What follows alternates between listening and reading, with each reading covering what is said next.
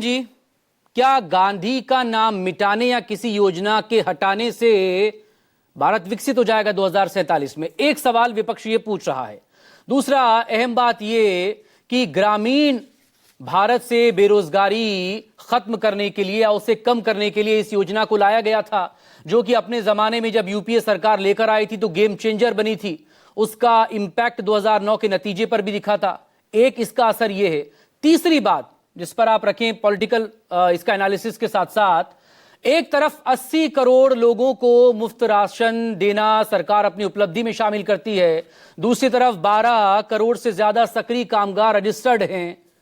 उनके रोजगार के बारे में क्या होगा? आप 80 करोड़ लोगों को मुफ्त राशन को लेकर पीठ थपथपा रहे हैं खुद की, लेकिन लोगों को रोजगार के बारे में चिंता नहीं सता रही है।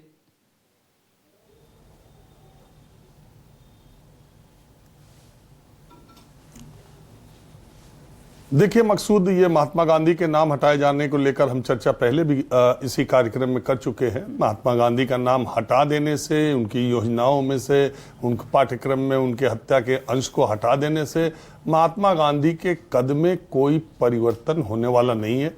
महात्मा गांधी जहाँ हैं वहाँ रहेंगे। और जो बात कही जाती है कि महात्मा गांधी को खारिज करने के लिए महात्मा गांधी का नाम ही लिया जाता है, आज आप देखिएगा अपने जवाब में शिवराज सिंह चौहान महात्मा गांधी के नाम को हटाते वक्त या वो जवाब देते वक्त महात्मा गांधी का ही नाम लेकर के कहेंगे कि उन्होंने आखिरी शब्द हे राम कहा था और उन्होंने रघुपति राघव राजा राम भजन कही थी और भगवान राम को कितना मानते थे महात्मा गांधी। अगर आज वो जिंदा होते तो वही बहुत ज़्यादा खुश हो जाते कि उनका नाम हटा के भगवान राम का नाम किसी योजना के साथ जोड़ा जा रहा। ये एक बात है जिसको लेकर के तमाम विपक्ष के सदस्यों ने और ये अपनी बात कही। मैंने भी ये बात कही थी कि ऐसा लगता है कि जी राम जी आ जाए, उसके लिए शब्दों को इस तरह से अंग्रेजी हिंदी के शब्दों को मिक्स कर दिया गया है। रोजगार एंड आजीविका मिशन, गारंटी फॉर रोजगार एंड आजीविका मिशन, ताकि कहीं से ऐसा नाम आ जाए। महात्मा गांधी का नाम हटाना है तो भगवान राम का नाम लाना ही है। बहरहाल ये सरकार है, उसकी ताकत है, उसके पास संख्या है और वो अपने संख्या बल के आधार पर ऐसा फैसला कर सकते, ये अलग मैटर है। अब बात आते हैं मनरेगा योजना को लेके। पहली बात तो ये है कि जब ये नरेगा योजना शुरू हुई थी मकसूद, तो ऐसा नहीं है कि 2006 में शुरू हुई थी तो पूरे देश में एक साथ शुरू हुई। ये आंध्र प्रदेश से शुरू हुई थी, 200 जिलों में शुरू हुई थी, बाद में इसे पूरे जिलों में लागू कर दिया गया। और कहते हैं कि महाराष्ट्र में एक योजना चल रही थी, उसी से प्रेरित होकर के, उसी से एक आइडिया लेकर के इसको बड़े स्तर पे बनाया गया। उस समय की जो रूरल डेवलपमेंट मिनिस्ट्री की जो संसदीय समिति थी, उसके अध्यक्ष बीजेपी के नेता कल्याण सिंह जी थे और उन्होंने कहा था कि आज़ादी के बाद का ये सबसे महत्वपूर्ण कानून ग्रामों की निर्भरता, गांव के विकास के लिए, गांव के लोगों के अपलिफ्टमेंट के लिए सबसे बड़ी योजना, सबसे अच्छी योजना। बहरहाल ये योजना जब आई तो इसका सर्वसम्मति से पास किया गया। कहीं कोई डिबेट नहीं हुई और डिबेट हुई मगर कहीं कोई सत्ता पक्ष या विपक्ष में इस बात को तकरार नहीं थी। बाद में 2009 में जब मनमोहन सिंह दोबारा जीत करके आए थे तो 2010 में महात्मा गांधी का नाम इस योजना से जोड़ा गया था। आंध्र प्रदेश से शुरू हुआ था। अब ये बात जो कही जा रही है, पहली बात तो ये है कि देखिए, मैं खुद गांव से जुड़ा हुआ आदमी हूं और मनरेगा योजनाओं को मैं देख रहा हूं। मुझे ये कहने में कोई संकोच नहीं है कि इसमें लीकेज बहुत है और इसमें भ्रष्टाचार बहुत है। 12 लाख करोड़ से ज़्यादा पिछले अगर आप 2006 से ही जोड़ ले तो 12 लाख करोड़ से ज़्यादा इस पर खर्च हो चुका है। हर गांव में जितने पैसे गए हैं मनरेगा के, अगर वो सही से यूज़ हुए थे तो उस गांव के इंफ्रास्ट्रक्चर में आज कोई कमी नहीं रहती। अब वही होता है, कच्चा काम करना है, गड्ढे खोदे जाते हैं, गर्मी में खोदे जाते हैं, बरसात में भर जाते हैं।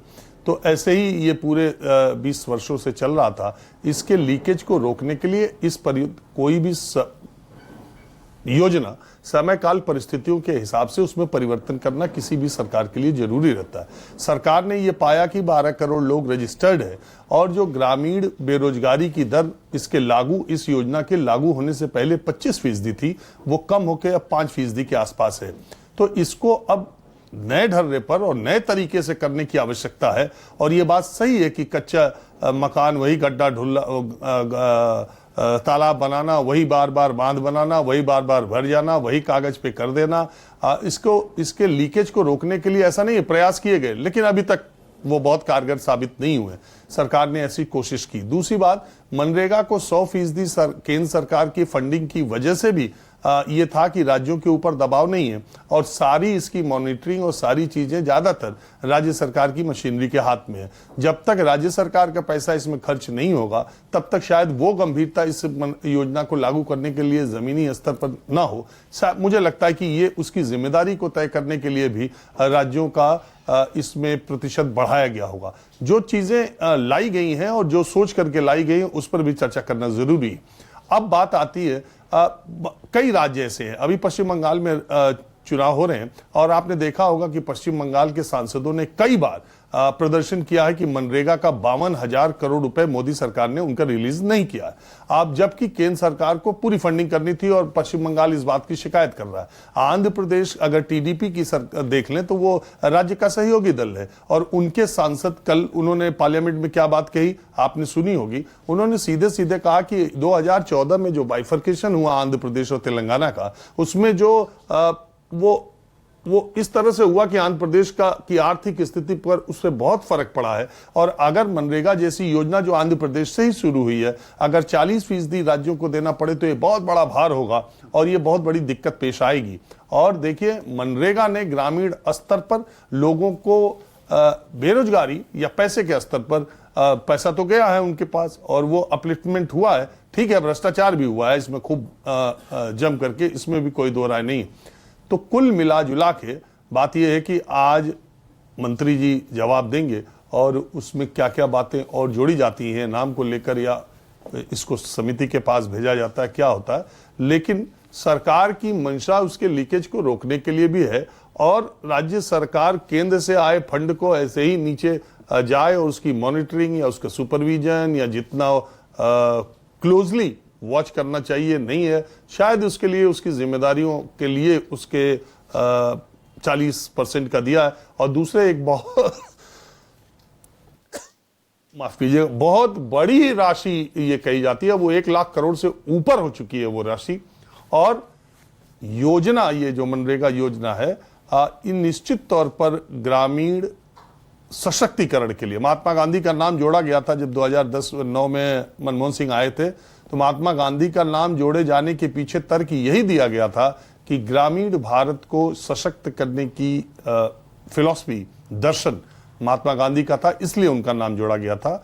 अब जो नई सरकार है इसमें राम उनके लिए ज्यादा महत्वपूर्ण है, सबके लिए है, हमारे और आपके जीवन में भी सबके लिए है, सबके आराध्य हैं। तो उसका कहां से कैसे नाम जोड़ा जा सके और महात्मा गांधी आरएसएस की विचारधारा से के लिए हमेशा से खटकते रहे हैं, वो वैचारिकी जो एक चली आ रही है और वैचारिकी का संघर्ष है, वो भी इसमें दिखाई दे रहा है।